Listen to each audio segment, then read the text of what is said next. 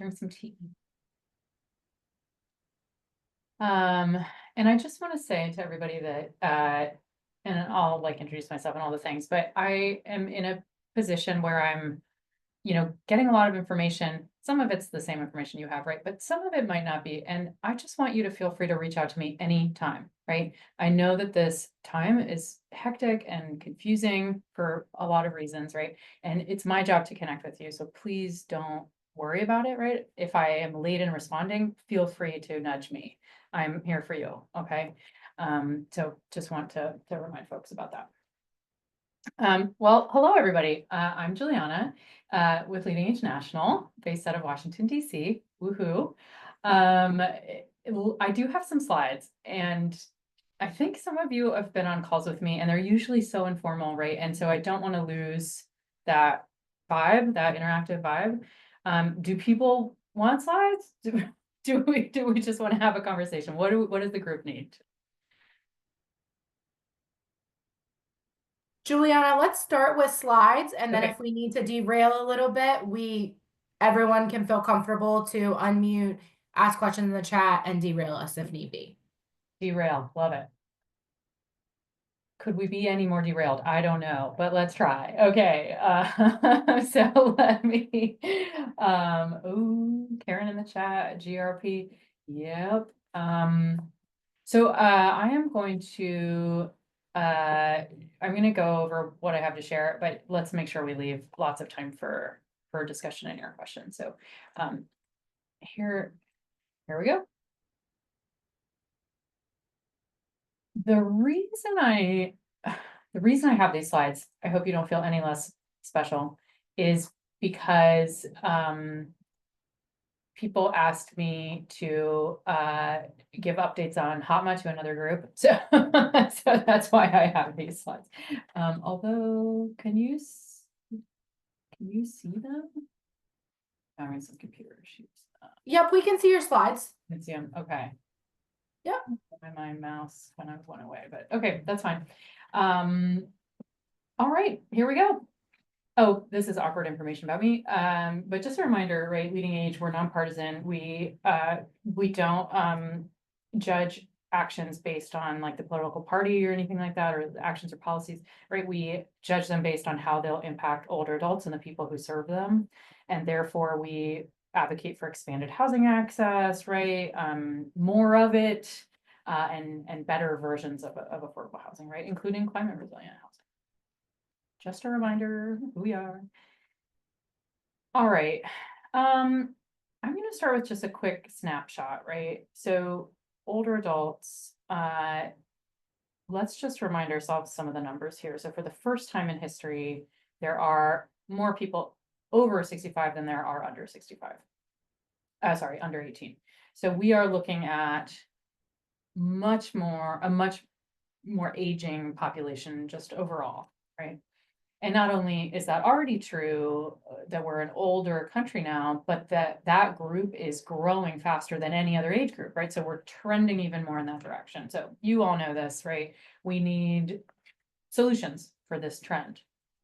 And then not only do we have this, rapidly aging kind of country population, right? But that a lot of that group is are renters, right? So that the older adults make up about 2/3 of the rental housing growth in our country. So we're looking at older adults who need rental housing or have, are currently renters.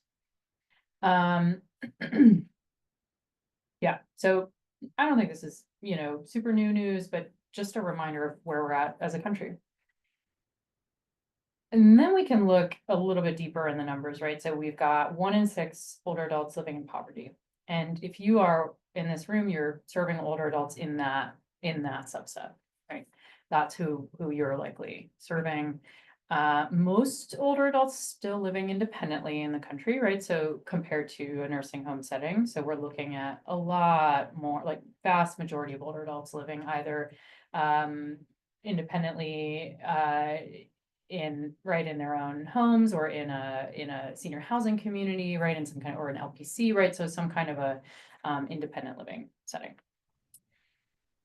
Then we have a bunch of statistics. Juliana, does Yeah. that include affordable senior housing? That includes affordable senior Okay, housing. Yep. okay. So, and I put this here to show that the solutions that this country has for housing older adults are not nursing homes, right? They're not facilities, right? This is either market rate rental or affordable senior housing. Dementia statistics, right? Driving abilities, we have ADLs and general ambulatory limitations. And you all are probably looking at these numbers and being like, it's way higher, right?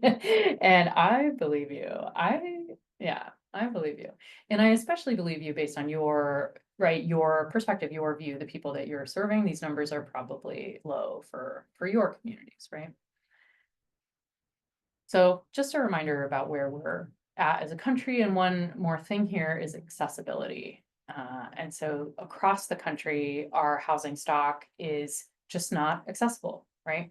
And when we say 5% of the stock is accessible, that means it has features needed to accommodate just even moderate mobility limitations, right?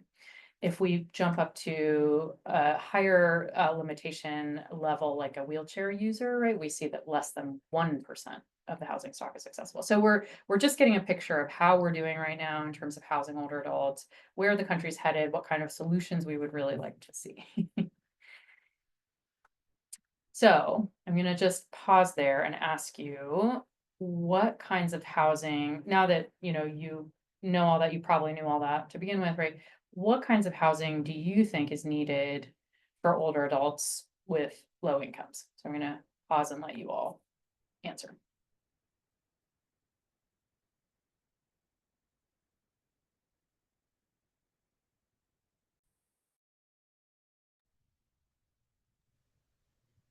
Juliana, the first thing that came to my mind was stable. Yes. I'm so glad you said that. You may have seen these slides before. I actually did not. And I would just Oh, add wow. sort of more of everything, right? Right. You know, from, I mean, I've worked in serving populations who've experienced homelessness and, you know, and single room occupancy hotel options up to, you know, up to luxury apartments. So, you know, more independent living with that has, you know, congregate meals for some, and more independent living that is, you know, full apartments and independent meals and so forth as well. But the supportive services, I think, are key in that stable housing that, you know, that isn't fluctuating. Yeah, great points. And yeah, so the more of it, and then the variety of it, right? The nuanced elements to, yeah. And Marianne in the chat wrote something similar. Karen echoing the meal option. Yeah. So it's not just like a roof and four walls, right? It's this whole gamut of the way that we serve older adults. Yeah, absolutely. Thank you all for that. All right, so here are some considerations that we as policymakers think about, right, when we think about housing for the direction that our country is going in. And I'm going to say policymakers, and I'm going to say we, and I'm going to include you all in this, right? Because you are the ones driving the kinds of policy that I try to advocate for. So guess what? You're policymakers too. You just added something to your business card. Nice job. So here are some considerations. Affordability, right? We want to have housing that's affordable for older adults, but what does that mean, right? And so when we think about that, the easiest answer is housing that's affordable, right? But when we dive into that a little bit further, we get to what you all were talking about, right? Housing that has flexible, stable affordability. Very different, right? Just a couple words, but huge difference. Let's think of some examples together, right? Who has tax credit housing in their portfolio? Yeah. Now, does that, let's say you don't have any additional subsidy on that, like people aren't using vouchers or anything, right? Does the rent change based on somebody's circumstance? Like if somebody loses their job, does their rent go down? If somebody has a big medical expense, right? The rents don't fluctuate. They're set at a particular level. They're not flexible. They don't have flexible affordability. So that means that what's affordable to them today could be unaffordable to them tomorrow. So we do not consider that to be the solution that we want to go toward, right? Same with stability. So if a house can be just as, or it can be like perfectly affordable today, but if the person owning it, the organization operating it is not under a requirement to maintain it in an affordable way over the long term, then it doesn't have that kind of stability over the long term, right? So we want that long term, very flexible and stable affordability. So that's what we look for when we think about solutions for housing older adults with low incomes in this country. And I have a couple more elements that we think about, but I'm highlighting this because we're seeing in the news a lot of stuff about changing our country's approach from a direct subsidy approach. What's direct subsidy? That's like vouchers, rental, project-based rental assistance through like Section 202, right? We're hearing a lot about shifting from that to things like tax credit development, right? Or tax incentives and things like that. And some of that is really, really important and great, but not all of it gets to these elements that we know are needed for housing the population that we're serving and want to be serving. So nuances to the affordability question. Accessibility, right? Right now we have, in our affordable housing stock, we have housing that is sometimes accessible. So either you have maybe a unit set aside, probably a very small amount that has some kind of universal design element or ADA compliance, right? And then maybe a resident has to put in a request, right, for an accommodation, which is usually kind of expensive and right. So that's what we have now. And what we'd like to get to is housing that just by design accommodates and maybe even anticipates the resident accessibility needs so that more folks can access it, but also so that it's more streamlined, right? It's cheaper to do it earlier than it is to do it later and do all kinds of individualized retrofits, right? So, so we want that kind of element in our programming, in our policy. Same with health needs. A couple folks have mentioned, right, the services components, and that might be health services, meal services, just general resident wellness services, right? And right now we have housing that sometimes has that. And we want to get to a place where we have housing that really centers that.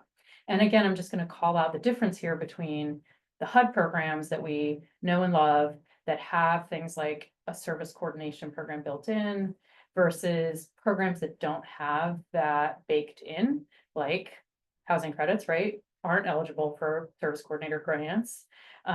So we just, we want to think about the kinds of policies that we're making as a country. And you all know this, right? So HUD's flagship senior housing program, Section 202, has all these wonderful attributes, right? So it's determined by age, but also by the area's income and then by that individual person's income. So very, very tailored. And what we like to say about this program is that folks can't be too poor to live there. I don't know if that's like totally true, but by design, that's how it's designed versus other programs where, your rent doesn't fluctuate depending on your situation and there are, right, minimum rents or there are, right, so elements to the affordability that restrict it. And then just some statistics about who's being served in this program. And hopefully these look somewhat familiar to you in terms of the average annual income, the proportion of older adults, right? Non-white older adults and frailty and near frail levels among your population. But you all know all this stuff already. So let's talk about what we're here to talk about. So, and yes, these slides, I can absolutely share these slides. Okay. Any questions so far, people, or anything to share? Okay. All right, I'm like, can we stall? All right, so let's talk about what's going on right now. There are a lot of overarching things going on. I'm making an umbrella with my hands, right? So these are things that are above HUD. They're, White House things, federal courts, right? So things that are just above the whole system. And then there are HUD specific things happening. And I say this in particular because just like you all said, the people you're serving, the people you want to be serving, people on your wait list, right? Are not just served by the roof and the four walls that you provide, but broader than that, right? They rely maybe on Medicaid. 2/3 of HUD assisted older adults are dually eligible, right? For Medicare and Medicaid. So impacts on Medicaid. So if there's an umbrella thing happening about workforce, right? That might be targeting HUD, might also be targeting HHS, right? That means that your community will feel the impacts beyond just on HUD, right? As you know. And so just want to call that out, that there is a lot going on. So not just Medicaid, right? People have talked to me a lot about concerns around immigration enforcement, right? So this is just a hectic time. There's a lot going on. And then when we get down to the HUD level specifically, right? So I'm going to focus on HUD today. I don't mean to exclude rural housing through USDA. So if anybody has rural subsidies through the agriculture department, let me know and we can talk about that. We can also talk separately, same with the tax credit, right? So today I'm going to focus on stuff at HUD. And there are 4 areas that I want to talk you through, right? That we're seeing real impacts because of that umbrella change and then because of some targeted HUD changes, right? The first one is housing access, which just means like, are people able to get rent subsidies? Are people able to access your communities and live there, right? And continue living there? Are you able to operate them? Is HUD able to administer them, the programs, right? So housing access. The second one is kind of similar, but it's like creating more of it, right? So it's more of the production side. So housing production and preservation that's being impacted. The third one is the services element, right? So we're going to talk about the service coordination side of things. And then the fourth one is kind of throughout all of this, thinking about fairness, right? And we can think about things like fair housing. We can also think a little bit more broadly about the way that housing as a kind of system is administered in this country. Back to what we started the call with. So those are the 4 areas I'm going to walk us through. Okay. Get your umbrellas out. I'm just kidding. Okay. So we have new administration leadership. By that, I mean, we have new leadership over the country, right? We have a new president, we have a new cabinet. I've been seeing a lot of like IKEA cabinetry jokes out there on the social media. So I think that's pretty funny. So we have all new stuff going on, right? And then of course we have new HUD leadership. We have a HUD secretary who has brand new ideas and policies. We don't have a lot of HUD leadership below the secretary level. I don't know if folks are following this as closely, right? Your hands are super full with your everyday stuff. So I don't know if people are tracking like the nominations, but there are not a lot of political positions that have been nominated or filled below the secretary level. So we're still very much in a transitionary space with HUD leadership. We also have a current leadership in our country that is trying to shift power from the career civil service. So those are people who are not politically appointed, right? They just work at HUD, trying to shift the decision-making on key things from that level, which is where it's traditionally been, right? High-level career folks make operational decisions, program decisions, right? So that is being shifted to the politically appointed positions. So it's a different way of doing things, right? It means the president has more power. And it means that things slow down. Because right now we don't have those people in place. So you'll see later in my presentation how that's directly impacting you right now. Keyword service coordinator grants. So we don't have people in place to do that. And there are fewer of them. So there are there's just less capacity and they have less institutional knowledge. So it just slows stuff down. In some ways, right? And then, of course, we have all these new priorities for funding, policies, workforce, right? So let's take a look at all that.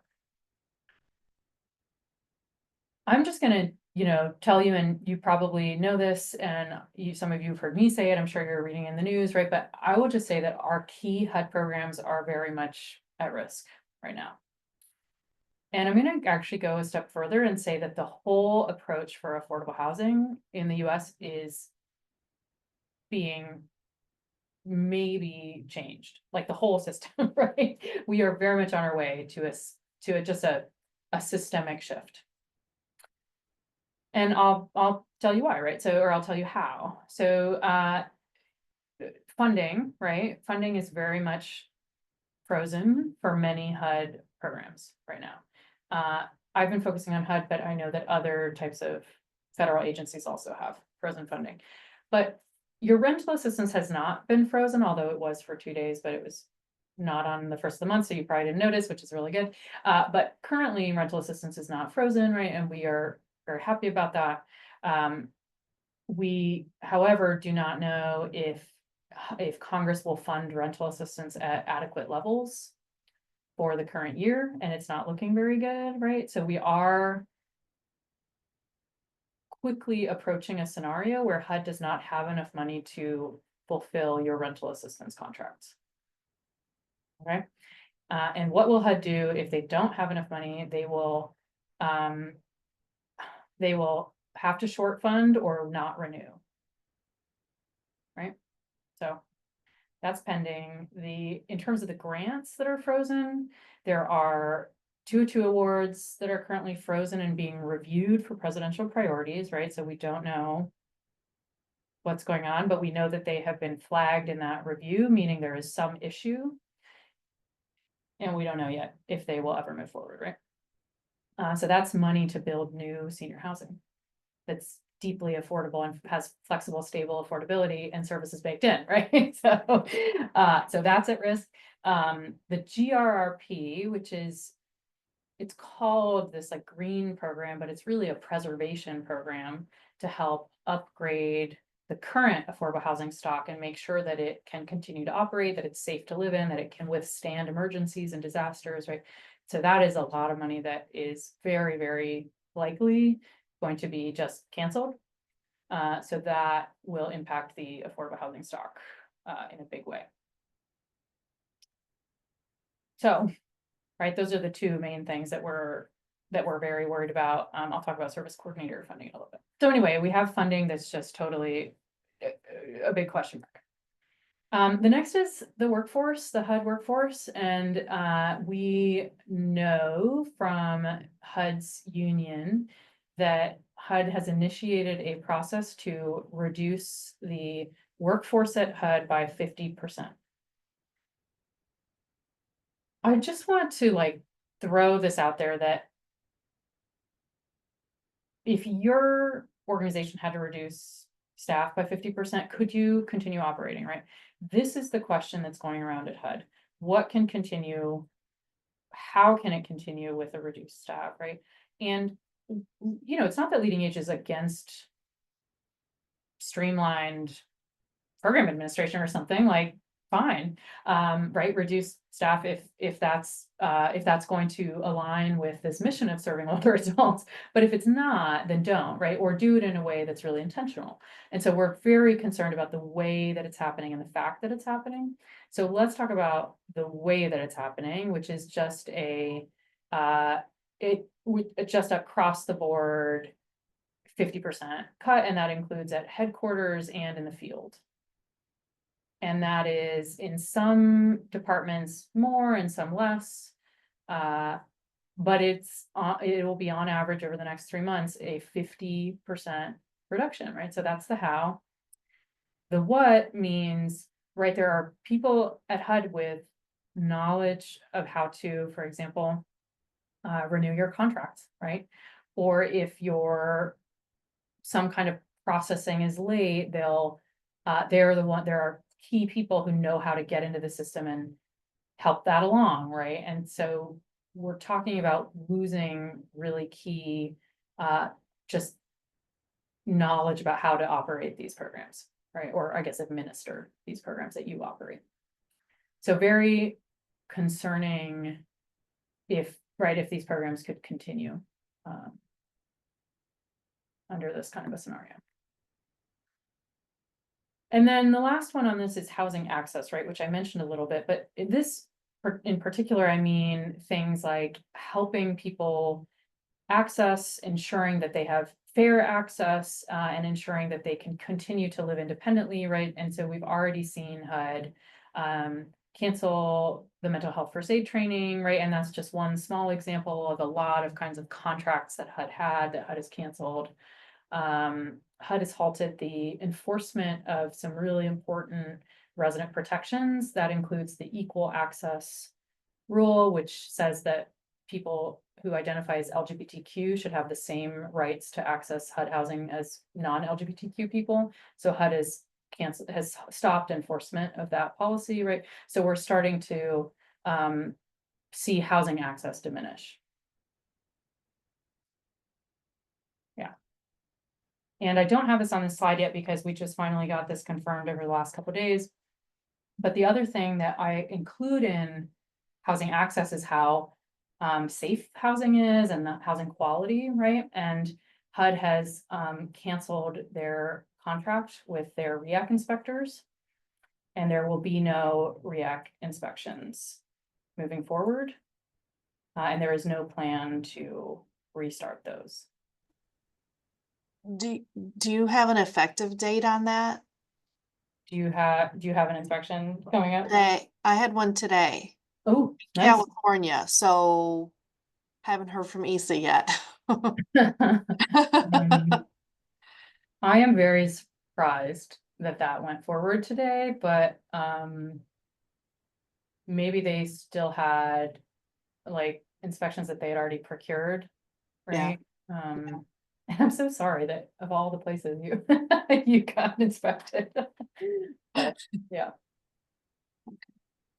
Let me poke around to see what, I mean, most other leading age members are letting us know that all of their inspections that have been scheduled are canceled. So I'm really surprised that yours went. Because I have another one next week. Okay, yeah, And yeah, I haven't heard anything. I'll check. And just keep an eye on, I mean, HUD has their own inspectors, so even if they canceled their contract inspectors, you know, maybe they are doing some in-house stuff, but they also canceled the contract for that software system. So it'll be, at some point, you'll lose access to that and it'll be hard to upload any like mitigating, you know, evidence, etc. So at some, I don't know when, but at some point you'll lose access to that. Thanks. Yeah. All right, so let's take a deeper dive at the housing access component, right? So housing access, we have funding, right? We already talked about the annual appropriations from Congress, right? So that is looking very, very bad. And I will just tell you that if you have reserves in your account, it is not the best time to do a big reserves project, right? Maybe sit on that money because it's quite likely that HUD will not have enough money to renew all contracts at the full amount.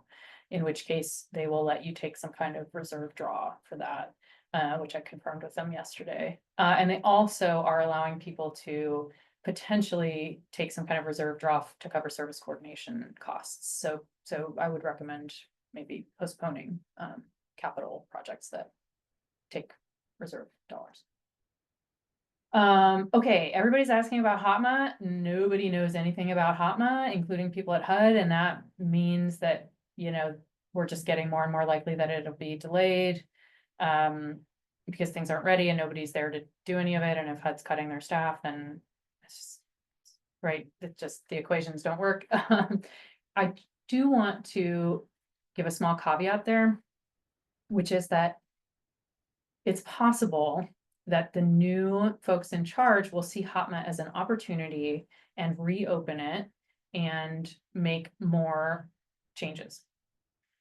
We can just think about some examples here, right? Currently, you don't have to impose the new asset limits on in-place people. It could happen that that decision is reversed, right? So there are some things that the new folks might see as an opportunity, right? Another example is, there are rules about, how much rent somebody pays. And let's say this administration wants to reduce the amount of money that, HUD spends on direct subsidy. HOTMA would be another opportunity for increasing people's rent, right? So we don't know how the new folks will think about HOTMA, and it's looking very unlikely that they'll be ready by their current compliance date, which is in July. So we're sort of assuming some kind of delay, but there's also a chance that they take it, open it up, add things, or go full steam ahead, right? We don't know. So stay tuned for more on that. The only thing I'll say is that it's probably not the best time to do a bunch of HOTMA trainings, right? I would just wait.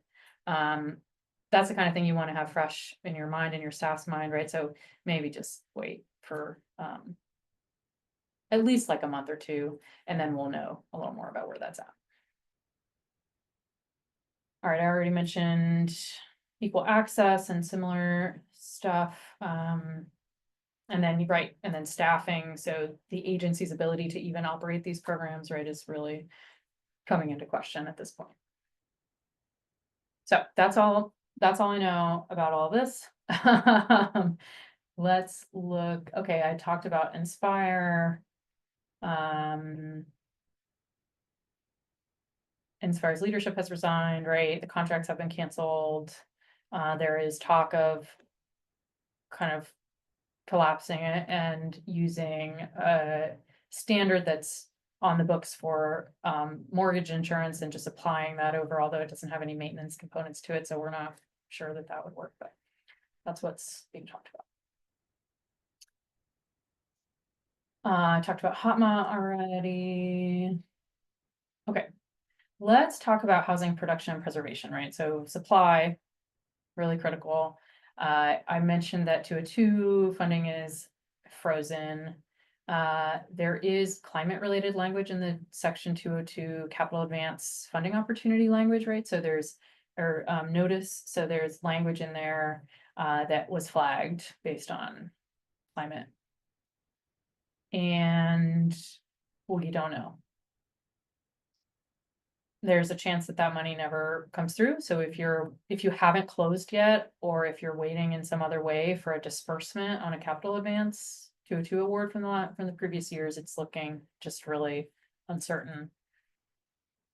But we are certainly advocating our hardest for that to go forward. Same with the GRP, that program I mentioned, right? So looking very unlikely that any further money will be dispersed through that, even legally obligated money. This is just a chart I like to show that reminds us the history of the 202 program. So not your pracs, right? Not your rental assistance, but the creation of new 202 homes, which come with ongoing rental assistance. And how we really lost this battle in 2011, right? Where we just zeroed out new construction, 2011, 2012. And then we got it back in a much smaller way in the 19s, right? But the program has looked really different since then. And I'm realizing that this chart doesn't show that, right? We are already seeing this money drop off in a congressional way last year, right? We didn't see any new money for this. And so that's the background. What we weren't anticipating is that the money that had been appropriated and awarded would not come through, right? So that's a whole nother element to this. And just shows you the general pivot away from these programs that offer that stable, flexible affordability. Deeply affordable. All right. Now let's talk about housing and services, right? So we consider services, I know you do too, to be just as important as the housing, right? And there are two things going on in this area. So there's the service coordinator grant extensions. That's the existing service coordinator programs that are grant funded that are extended every year. some people call it renewed, it's technically an extension, right? So it's an extension every year of your service coordinator grants, right? Normally, the guidance is issued by HUD sometime like November. And then at some point, you're able to get that executed grant extension from HUD, right? Pretty close to the start of the performance year, which is in January. And then at some point after that, HUD pays you or pays you in installments, and HUD is often late on the payment, but HUD is rarely super late on like the grant execution, like the paperwork, right? And that means that in the past, what people have been able to do is say, well, I have the grant, I legally have a grant with HUD, and I will therefore continue to operate my service coordinator programs because I know at some point HUD will pay me, right? Even though it's unacceptable that it's so late with the payment, but I have the executed grant, it'll be fine. This year, it's a little different, right? HUD is very late on the extension guidance. I have to tell you that we don't think HUD is canceling them. It's still possible, but we are just told that it's waiting review by a political person, a politically appointed person, but they're not in place yet. Right? So just hold off if you can. I know that you are taking a risk to continue to operate a program that you don't know will exist and you don't know if you'll ever get reimbursed for, right? I know that that's a risk. We are asking people, if at all possible, to hold on and keep doing it until we get a little bit more from HUD on whether or not this will continue, right? And it's looking like all it needs is some eyes by the new political folks, right? At that point, they might say, we need to adjust this program, right? But there is really nothing in there related to climate, related to DEI, right? So we are hoping that they will move forward as soon as it has some eyes on. But it's not going to be tomorrow, right? It's not going to be probably next week, right? It's going to take a little bit of time. So if needed, maybe take some reserve dollars, right? So think about backup plans, but we are really hoping that folks hold off on like canceling programs, laying people off for now. The new service coordinator funding, so the new grants that were awarded in January, that's a whole different ballgame. We don't know, right? We don't know if those will move forward. But it's seeming possible. It's certainly a better scenario than the 202s and the GRPs. So I wouldn't hire anybody new right now, right? Because you don't have that money, you don't have that grant, the new grant, but maybe don't write it off just yet. And that's what that looks like.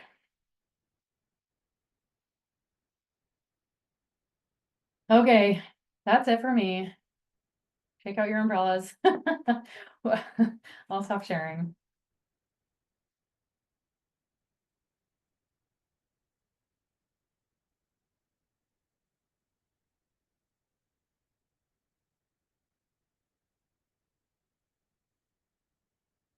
Not great news.